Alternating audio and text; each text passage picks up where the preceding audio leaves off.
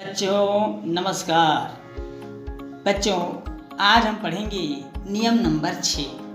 हम पढ़ रहे हैं बच्चों कक्षा 7वीं गणित में घातांक एक्सपोनेंट। इसके तहत हमने 5 नियमों को पढ़ लिया है पूर्व की कक्षाओं में। आज हम पढ़ेंगे बच्चों नियम नंबर 6 और उसके आगे के कुछ प्रश्न।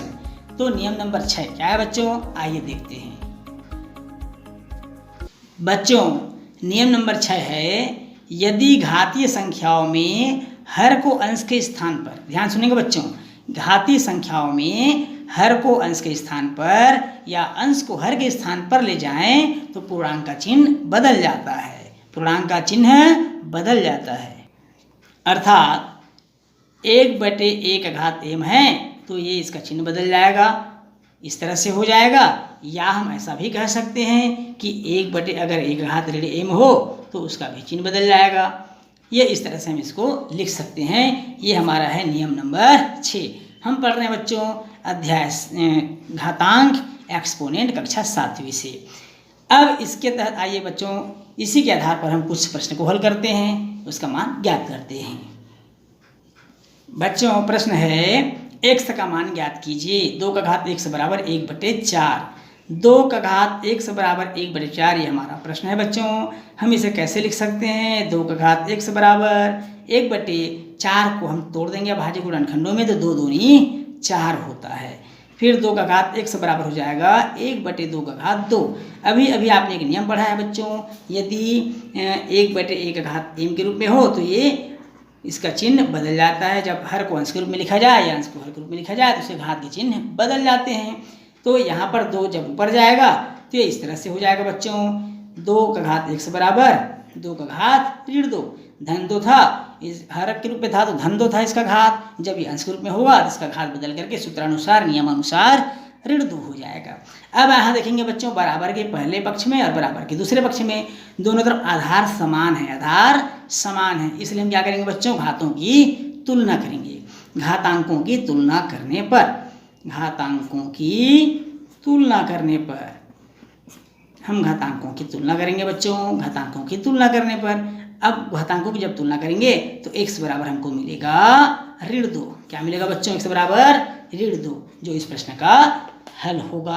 आधार समान हो तो हमेशा घातों की तुलना करते हैं और मान ज्ञात कर लेते हैं। आइए बच्चों अगला प्रश्न देखते हैं।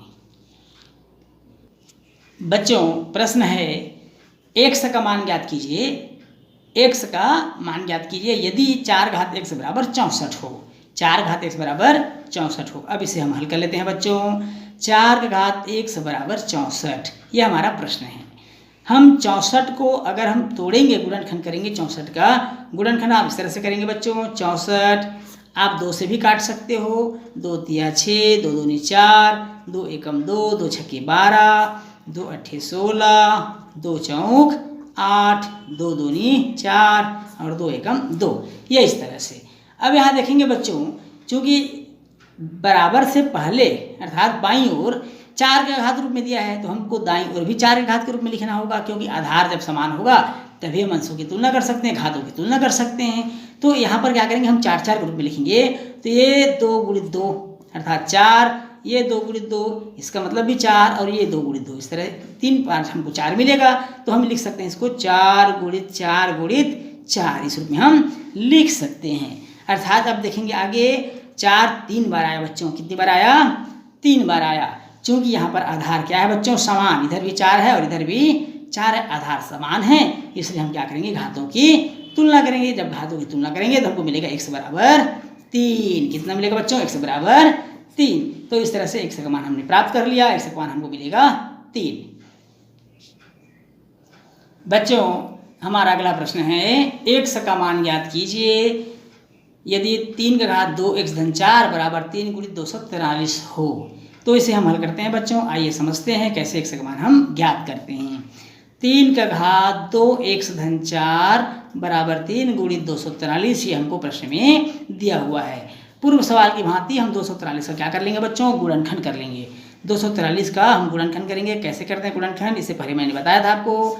ये 2 से विभाजित नहीं होगा क्योंकि इकाई में विषम संख्या, इसलिए 2 से विभाजित होगा, 3 से विभाजित होगा। 3 अट्ठे 24, 3 एकम 3। अब पुनः 3 से विभाजित होगा 3 दूनी 6, 2 बचेगा, 3 सत्ते 21, फिर 3 के पहाड़ में जाएगा बच्चों, 3 निया 27, 3 तिया 9 और 3 एकम 3। इस तरह से हम देखेंगे 3 1 2 3 4 5 बार आया हुआ है। 3 कितनी बार आया है बच्चों? 5 बार। 3 गुणित और इधर 3 5 बार आ गया बच्चों। देखिए 3 कितनी बार आया है? 5 बार। तो हम 3 का घात 5 के रूप में इसको लिख लेंगे। अब यहाँ देखेंगे बच्चों कि 3 का घात यहाँ पर कुछ नहीं है तो हम उसको 1 मान लेते हैं। ये इसको मान लेंगे 3 का घात 1 और गुणा हो रहा है, आधार समान है तो हमारे नियमानुसार गुणा हो रहा हो और आधार समान हो तो घात क्या हो जाते हैं बच्चों?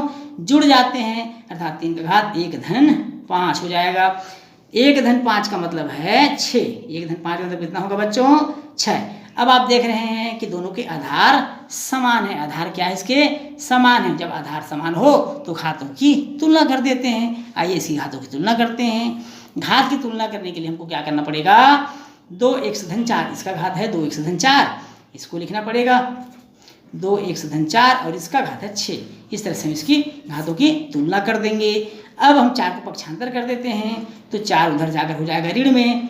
6 में 4 घटा दिया बच्चों तो कितना मिलेगा हमको? 2। कितना मिलेगा हमको? 2। 6 में 4 घटा दिया जाए तो हमको प्राप्त होगा 2। अब पुनः पक्षांतर कर देंगे। इधर गुणा है, इधर जाकर हो जाएगा भाग, 2/2। इसे काट देंगे बच्चों तो हमको मिलेगा 1। अर्थात x का मान हमको कितना प्राप्त हो गया? 1। तो इस तरह से हम x का मान ज्ञात कर सकते हैं, प्राप्त कर सकते हैं नियम नंबर 6 की मदद से। बच्चों इस प्रश्न के साथ ही कक्षा 7वीं घातांक एक्सपोनेंट यह समाप्त होता है। हम आपसे मिलेंगे अगले अध्याय में एक नए चैप्टर के साथ।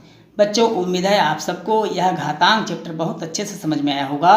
यदि आप घातांक को बहुत अच्छे से समझना चाहते हैं बच्चों तो आपको पूरी वीडियो को, पूरे भाग को अंत तक आपको देखना होगा। जब तक आप अंत तक नहीं देखेंगे हम कैसे समझेंगे कि सवाल आपको समझ में आया है। आपको पूरे अंत तक देखना है बच्चों। यदि वीडियो पसंद आए तो इसे लाइक और शेयर करेंगे और यदि बच्चों चैनल पसंद आए तो चैनल को सब्सक्राइब जरूर करिए। चैनल को सब्सक्राइब करने से क्या होगा बच्चों? जब भी हम यहाँ से कोई नई वीडियो डालते हैं नया नोटिफिकेशन आता है वो तत्काल आप तक सबसे पहले पहुँच जाता है। इसलिए बच्चों वीडियो को सब्सक्राइब, लाइक करें, शेयर करें और चैनल दिनेश ट्यूटोरियल बिलासपुर को सब्सक्राइब जरूर करें। तो बच्चों आज क्लास में बस इतना ही। धन्यवाद।